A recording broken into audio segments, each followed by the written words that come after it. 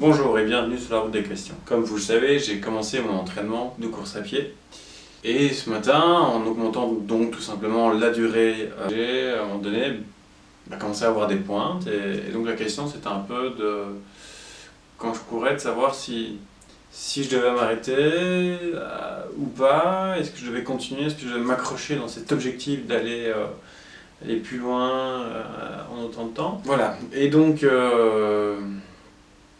ce qui m'a beaucoup aidé, c'était de me dire, ben voilà, c'est quand même un effet cumulé, je ne suis pas venu d'un coup courir à une plus grande distance, et donc j'ai quand même pu petit à petit m'accrocher à certains éléments, on va dire, rationnels, qui permettaient en fait de diminuer l'impact que me faisait subir émotionnellement, tout simplement, la douleur. Donc voilà, donc c'était savoir en fait quand est-ce que ça allait s'arrêter, qui me disait que je pouvais encore continuer, tout simplement encore, puisque c'était bientôt la fin.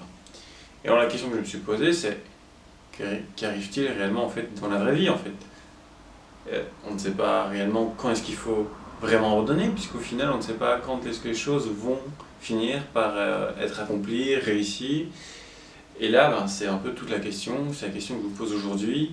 Comment savoir qu'à un moment donné, on doit arrêter, abandonner quelque chose? Et comment savoir si c'est pas juste un abandon dû à un coup de peur et non un abandon qui soit pour un mieux. Merci de m'avoir écouté, c'était Maxence.